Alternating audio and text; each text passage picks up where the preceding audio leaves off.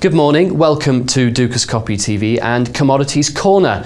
On today's programme, we're focusing on gold as it's taken a bit of a battering since the end of 2011, where it dropped below 1200. Well, yesterday gold prices dropped within 5% of those 2011 lows. And Nik Kalsi from the Gold and Silver Club of London joins me on the line now. Nik, an analyst recently said to me that commodities this year will be heavily hit by a rising dollar as a result of a more buoyant US economy. Will commodities suffer this year, and could we see gold drop once again below that 1200 mark? I think, I definitely think we haven't hit the bottom in gold. I think that gold prices could still go lower this year. However, there are a number of factors that I think are supportive for gold prices moving forward.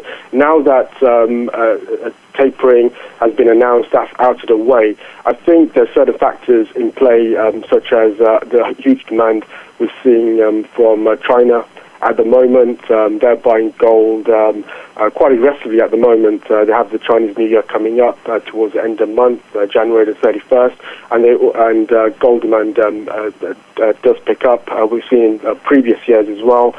2013 gold price was up 12% in 2012. Before that, gold gained 18% in the month of January.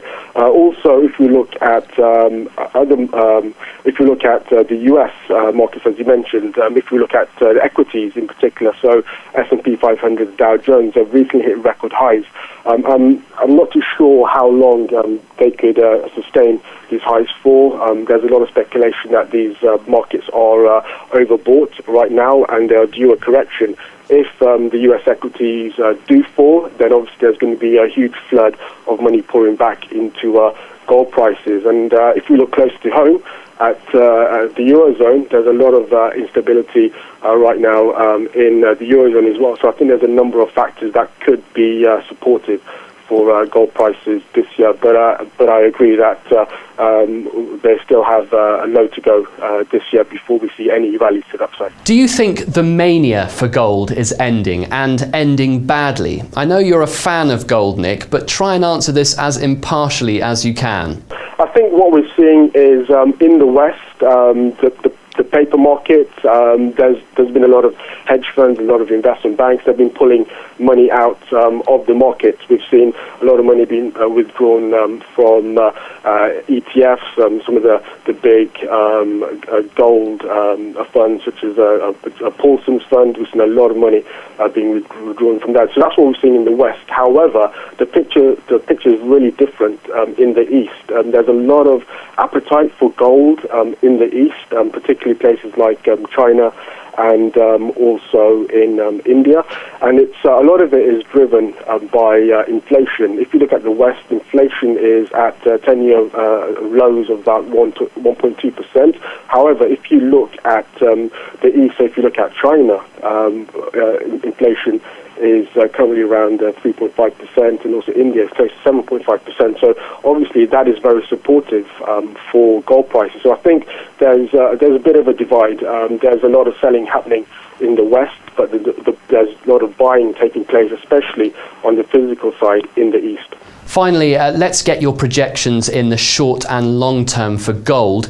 What are you expecting towards the latter end of January and onwards? So towards the end of the month, we have the FOMC meeting. This is going to be the first meeting of the year, and it'll also be Janet Yellen's first meeting as head of the Federal Reserve.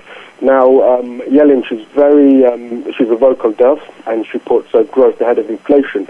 She's also going to be hugely responsible for determining the pace of asset purchases and also when quantitative easing will end. I think during this transition period, it's going to be very critical for the financial market in a sensitive time. I don't think Janet Yellen will really want to rock the markets too much, and she'll play it safe and maintain her dovish stance, which I think will be very bullish for gold. Also, we have the Chinese New Year, which takes place from January the 31st. Now, during this period, China takes a week off, and the markets are traded very lightly due to low volume in the markets. We find that because China is not there to support the markets, we see big drops in the market. So, looking at those two, I guess, fundamental events from more of a technical perspective, gold prices are still in a downtrend. They're still trading below the 50-day and 200-day moving average. If we can break above the 250 level, then and back above the 50-day moving average, then I see gold prices could rally towards the 1300s in the short to mid-term. On the flip side, however, if gold breaks below 1800, which is a level that it's been defending very heavily recently. If it can break that level, then prices could fall towards 1150, which has been the key support level twice in 2010. And if we break below that, then prices could head to sub $1,000 an ounce. Okay, thanks for joining me today on Commodities Corner. I'll be back tomorrow with the press review, but don't forget to check out all our other interviews and updates by clicking back to the homepage. Until tomorrow, it's goodbye from me. Goodbye.